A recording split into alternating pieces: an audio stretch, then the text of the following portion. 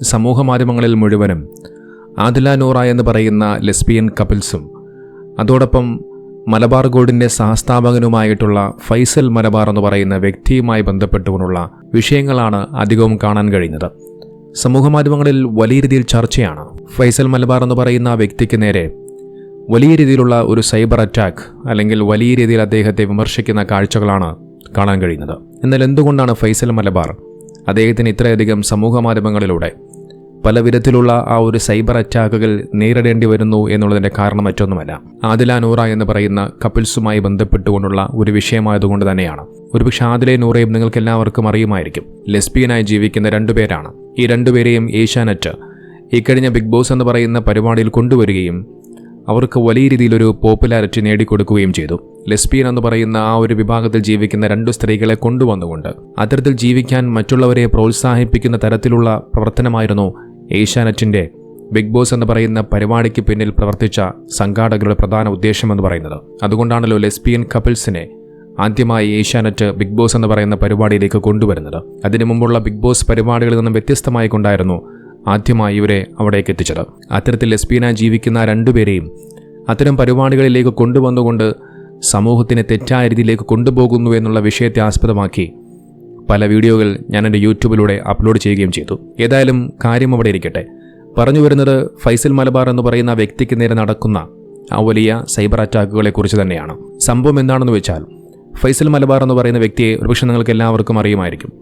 അദ്ദേഹം മലബാർ ഗോൾഡിൻ്റെ സഹസ്ഥാപകനാണ്. നിലവിലെ എക്സിക്യൂട്ടീവ് ഡയറക്ടറുമാണ്. അത്യാവശ്യം നല്ല സമ്പന്നനാണ്.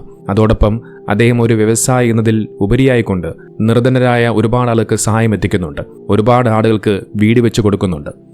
സമൂഹ വിവാഹങ്ങളും മറ്റുമൊക്കെ നടത്തിക്കൊടുക്കുകയും ഒക്കെ ചെയ്യുന്നുണ്ട്. അത്തരത്തിൽ നല്ല രീതിയിൽ ഒരുപാട് നല്ല കാരുണ്യ പ്രവർത്തനങ്ങളൊക്കെ ചെയ്തൊരു മനുഷ്യനാണ്. അത്തരത്തിൽ ആ ഫൈസൽ മലബാർ അദ്ദേഹത്തിൻ്റെ മാതാപിതാക്കൾക്ക് വേണ്ടി ഒരു പുതിയൊരു വീട് വെച്ച് നൽകി. നല്ല മനോഹരമായ വീടൊക്കെ ആയിരുന്നു.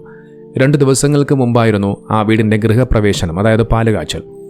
ആ പാലുകാച്ചൽ പരിപാടിയിൽ ഒരുപാട് ആളുകൾ പങ്കെടുത്തു. നമുക്കറിയാം, അദ്ദേഹം ഒരു സമ്പന്നനായതുകൊണ്ട് തന്നെ ഒരു മലബാർ ഗോൾഡ് എന്ന് പറയുന്ന ആ വലിയൊരു ബിസിനസ് സ്ഥാപനത്തിൻ്റെ സഹസ്ഥാപകനൊക്കെ ആയതുകൊണ്ട് തന്നെ ആ ഒരു പാലുകാച്ചൽ പരിപാടിയിൽ ഒരുപാട് സിനിമാ താരങ്ങളും ടെലിവിഷൻ താരങ്ങളും സെലിബ്രിറ്റികളും അതോടൊപ്പം ഇൻഫ്ലുവൻസർമാരടക്കം ഒരുപാട് ആളുകൾ പങ്കെടുത്തു. അങ്ങനെ അവിടേക്ക് എത്തിയ അതിഥികളിൽ പ്രധാനമായും ശ്രദ്ധിക്കപ്പെട്ടത് ആദില നൂറയായിരുന്നു. അവിടേക്ക് വന്ന ആദില നൂറയും ഈ ഫൈസൽ മലബാർ എന്ന് പറയുന്ന വ്യക്തി ക്ഷണിക്കുകയും ഒക്കെ ചെയ്യുന്നുണ്ട്. വീട്ടിലേക്ക് വന്ന ആദിലയുടെയും നൂറയുടെയും കൂടെ ഒരു ചിത്രം, ഈ ഫൈസൽ മലബാർ എന്ന് പറയുന്ന ഇദ്ദേഹം നിൽക്കുന്ന ഒരു ചിത്രം പുറത്തു വരികയും ചെയ്തു. ഈ ഒരു ചിത്രം അദ്ദേഹം സമൂഹ മാധ്യമങ്ങളിൽ പോസ്റ്റ് ചെയ്യുന്നതിന് തൊട്ടു പിന്നാലെ ആ ചിത്രം വലിയ രീതിയിൽ വിവാദമാവുകയാണ്.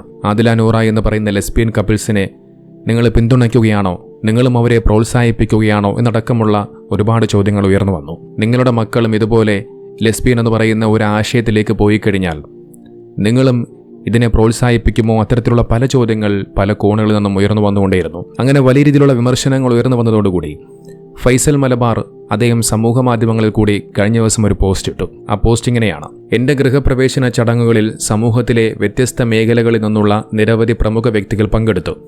ആഗോളതലത്തിൽ ബിസിനസ് രംഗത്ത് പ്രവർത്തിക്കുന്ന ഞങ്ങളെ സംബന്ധിച്ചിടത്തോളം എല്ലാത്തരം സൗഹൃദങ്ങളും കാത്തുസൂക്ഷിക്കേണ്ടതുണ്ട്. എന്നാൽ എൻ്റെ പരിപാടിയിൽ 2 പെൺകുട്ടികൾ പങ്കെടുത്തത് എനിക്ക് മുൻകൂട്ടി അറിവുണ്ടായിട്ടല്ല. പൊതുസമൂഹത്തിൻ്റെ സദാചാര മൂല്യങ്ങളെ വെല്ലുവിളിച്ചും സ്വന്തം മാതാപിതാക്കളെ തന്നെ ധിക്കരിച്ചും സമൂഹമാധ്യമത്തിൽ താറടിച്ചും പ്രവർത്തിച്ചുകൊണ്ടിരിക്കുന്ന അവരെ സ്വീകരിച്ചതിലൂടെ പുതുതലമുറയ്ക്ക് തെറ്റായ സന്ദേശം നൽകിയെന്ന ആരോപണത്തെ മുഖവിലക്കെടുക്കുന്നു. മൂല്യങ്ങൾ സംരക്ഷിക്കുന്നതിൽ ഒരു വിട്ടുവീഴ്ചയും പാടില്ല എന്ന് തിരിച്ചറിഞ്ഞുകൊണ്ട് എൻ്റെ ആത്മാർത്ഥമായ ഖേദം അറിയിക്കുകയും സമൂഹത്തോട് ക്ഷമ ചോദിക്കുകയും ചെയ്യുന്നു. ഇതാണ് അദ്ദേഹം സമൂഹമാധ്യമത്തിൽ കുറിച്ച പോസ്റ്റ്.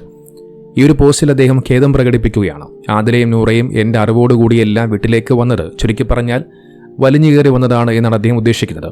മാത്രമല്ല അതിനോടൊപ്പം പ്രത്യേകം എടുത്തു പറയുന്നുണ്ട്, മാതാപിതാക്കളെ ധിക്കരിച്ചും അതോടൊപ്പം അവരെ സമൂഹ മാധ്യമങ്ങളിൽ താറടിച്ചും ജീവിക്കുന്ന അവരെ സ്വീകരിച്ചതിലൂടെ തെറ്റായ സന്ദേശം ഞാൻ നൽകിയെന്നുള്ള ആരോപണത്തെ മുഖവിലേക്കെടുക്കുന്നു. അതുകൊണ്ടാണ് ഞാൻ ക്ഷമ ചോദിക്കുന്നു എന്നാണ് അദ്ദേഹം പറഞ്ഞു വെക്കുന്നത്. നോക്കൂ, നാം മനസ്സിലാക്കേണ്ട ഒരു കാര്യമുണ്ട്. ഇദ്ദേഹത്തിൻ്റെ അറിവോടുകൂടിയല്ല എന്നാണ് അദ്ദേഹം പറഞ്ഞു വെക്കുന്നത്. നോക്കൂ, ഏഷ്യാനെറ്റ് നടത്തുന്ന ബിഗ് ബോസ് എന്ന് പറയുന്ന പരിപാടി വലിയ പോപ്പുലാരിറ്റിയുള്ളൊരു പരിപാടിയാണ്. ലക്ഷക്കണക്കിന് ആളുകളാണ് ഈ പരിപാടി കാണുന്നത്. അത്തരത്തിൽ ആ പരിപാടിയിൽ കണ്ടസ്റ്റൻ്റ് ആയിട്ടുള്ള ലെസ്ബിയനാണെന്ന് എല്ലാവർക്കും അറിയാം. ആ കണ്ടസ്റ്റൻറ്റിനെ അവർ ലെസ്ബിയൻ രീതിയിൽ ജീവിക്കുന്ന ആളുകളാണ് എന്ന് ഇദ്ദേഹത്തിന് എന്തായാലും വ്യക്തമായ ബോധ്യമുണ്ട്. അത്തരത്തിൽ ആ 2 പേർ അദ്ദേഹം വിളിക്കാതെ തന്നെ വീട്ടിലേക്ക് വരുന്നുണ്ട് എന്ന് വിചാരിക്കുക. അങ്ങനെയാണ് എന്നുണ്ടെങ്കിൽ ആദ്യമേ തന്നെ അവരുമായി സഹകരിക്കാതെ പിന്നോട്ട് മാറാമായിരുന്നു. പക്ഷേ ഇവിടെ നോക്കൂ, ഇദ്ദേഹവും ആദില നൂറും തമ്മിലുള്ള ഒരു ചിത്രം പുറത്തു വരികയും ചെയ്യുന്നു. ഇനി ഇദ്ദേഹത്തിൻ്റെ അറിവോടുകൂടിയല്ല, ഒരു ഇവന്റ് മാനേജ്മെൻ്റാണ് ഇവരെ വിളിച്ചതെന്ന് കരുതുക. നമുക്കറിയാം, വലിയ വലിയ സമ്പന്നരും വലിയ വലിയ ബിസിനസ് സ്ഥാപകരുമൊക്കെ വലിയ പരിപാടി സംഘടിപ്പിക്കുമ്പോൾ ഏതെങ്കിലും ഒരു ഇവന്റ് മാനേജ്മെൻറ്റിനെയോ ഏതെങ്കിലും ഒരു ടീമിനെയോ ഏൽപ്പിക്കാറുള്ളത്. അവരാണ് ഇത്തരത്തിൽ ഈ ആദില നൂറയും വിളിച്ചത് എന്ന് കരുതുക. പക്ഷേ എന്നിരുന്നാൽ പോലും നാം ഒരു കാര്യം മനസ്സിലാക്കണം, എത്ര വലിയ ഇവന്റ് മാനേജ്മെൻറ്റുകളായിരുന്നാലും ശരി, അവരൊരു പരിപാടിയിലേക്ക് ആളുകളെ ക്ഷണിക്കുന്ന ലിസ്റ്റുകൾ എന്തായാലും ആ സ്ഥാപനത്തിൻ്റെ ഉടമയ്ക്കോ അല്ലെങ്കിൽ ആ ബിസിനസ് ഈ പരിപാടി സംഘടിപ്പിക്കാൻ തങ്ങളെ ഏൽപ്പിച്ചിരിക്കുന്ന ആളുകളുടെ കയ്യിൽ ആ ലിസ്റ്റ് കൊടുക്കാറുണ്ട്. അതൊക്കെ വെരിഫൈ ചെയ്തിട്ടായിരിക്കും അത്തരമൊരു പരിപാടിയിലേക്ക് ആളുകളെ കൊണ്ടെത്തിക്കുക. പക്ഷേ ഇതൊന്നും തങ്ങൾ അറിഞ്ഞിട്ടില്ല, തങ്ങളെ വിളിച്ചിട്ടില്ല എന്ന മട്ടിലാണ് ഫൈസൽ കെ മലബാർ എന്ന് പറയുന്ന വ്യക്തി പറഞ്ഞു വെക്കുന്നത്. അതുകൊണ്ട് തന്നെ ഇദ്ദേഹത്തിനെതിരെ വലിയ രീതിയിലുള്ള സൈബർ അറ്റാക്ക് സമൂഹ മാധ്യമങ്ങളിൽ കൂടി നടക്കുന്നുണ്ട്. അതിലേറ്റവും ഒന്നാമതായി അദ്ദേഹത്തിൻ്റെ മതം നോക്കിയാണ്. സ്വാഭാവികമെന്നോണം അദ്ദേഹം ഒരു മുസ്ലിം ആയതുകൊണ്ട് തന്നെ ജിഹാദിയുടെ യഥാർത്ഥ തനിരൂപം പുറത്തു വന്നു, ജിഹാദിയുടെ യഥാർത്ഥ സ്വഭാവം പുറത്തെടുത്തു എന്നുള്ള തരത്തിൽ സംഘികളും ക്രിസംഘികളും ഒരു വശത്തുകൂടി അദ്ദേഹത്തിനെ ആക്രമിക്കുന്നുണ്ട്. സംഘികൾക്കും ക്രിസംഘികൾക്കും പ്രത്യേകിച്ച് മലബാർ ഗോൾഡ് എന്നൊക്കെ കേൾക്കുമ്പോൾ വല്ലാത്ത ഹാലാണ്. സ്വാഭാവികമെന്നോണം അവർക്ക് ആഘോഷിക്കാനുള്ള ഒരവസരം കൂടി കിട്ടി.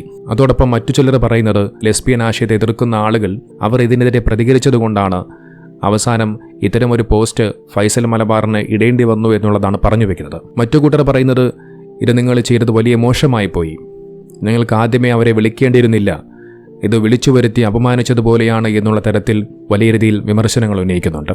എന്നാൽ മറ്റു ചിലർ അദ്ദേഹത്തിൻ്റെ ഈ ഒരു പോസ്റ്റിനെ സപ്പോർട്ട് ചെയ്യുന്ന രീതിയിൽ അദ്ദേഹത്തിനെ അനുകൂലിക്കുന്ന കാഴ്ചപ്പാടാണ് കാണാൻ സാധിക്കുന്നത്.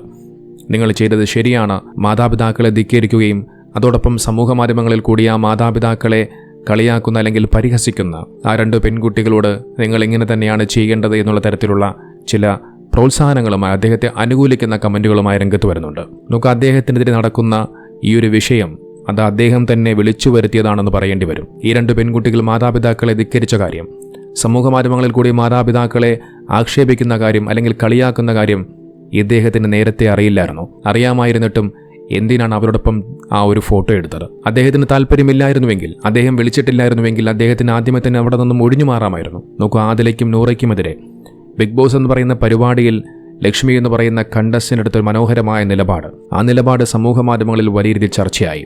എൻ്റെ വീട്ടിൽ ഞാൻ അവരെ കയറ്റത്തില്ല, അവരെ കയറ്റാൻ കൊള്ളത്തില്ല എന്ന് പറഞ്ഞു വെക്കുമ്പോൾ മോഹൻലാൽ എന്ന് പറയുന്ന നടൻ തിരിച്ചു പറഞ്ഞത് ഞാൻ അവരെ വീട്ടിൽ കയറ്റുമെന്നായിരുന്നു. അന്ന് മോഹൻലാൽ പറഞ്ഞ ആ ഡയലോഗിനേക്കാൾ ഏറ്റവും കൂടുതലും കയ്യടിയും പ്രോത്സാഹനവും കിട്ടിയത് ലക്ഷ്മിയുടെ ആ നിലപാടിനായിരുന്നു. എന്തായാലും ഒന്ന് മാത്രമേ പറയാനുള്ളൂ, വളർന്നു വരുന്ന ഒരുപാട് പെൺകുട്ടികളുണ്ട്. ആ പെൺമക്കളിൽ ഒരുപാട് ഭാവി കാണുന്ന, സ്വപ്നം കാണുന്ന ഒരുപാട് ഉമ്മമാർ, ഉപ്പമാർ, അച്ഛന്മാർ, അമ്മമാർ ഒരുപാട് പേർ നമ്മുടെ നാട്ടിലുണ്ട്. അവരെ കണ്ണീര് കുടിപ്പിക്കാതിരിക്കുക, അവരെ സങ്കടത്തിൻ്റെ ആഴക്കടലിലേക്ക് തള്ളിയിടാതിരിക്കുക. അവർക്ക് അവരുടെ മക്കളിൽ ഒരുപാട് സ്വപ്നങ്ങളും പ്രതീക്ഷകളുമുണ്ട്. അവരുടെ പെൺമക്കളെ മറ്റൊരുത്തിൻ്റെ കയ്യിൽ ഏൽപ്പിച്ച് ആ കുടുംബ ബന്ധം സന്തോഷമായി മുന്നോട്ട് പോയി അതിലൂടെ ഒരു കുഞ്ഞിക്കാല് കണ്ട് ഒരു അമ്മുമ്മയാകാൻ അല്ലെങ്കിൽ ഒരു ഉമ്മുമ്മയാകാൻ കാത്തിരിക്കുന്ന ഒരുപാട് ആളുകളുണ്ട്. അവരുടെ ആ സ്വപ്നങ്ങളെയും മോഹങ്ങളെയും ഇല്ലാതാക്കാതിരിക്കുക.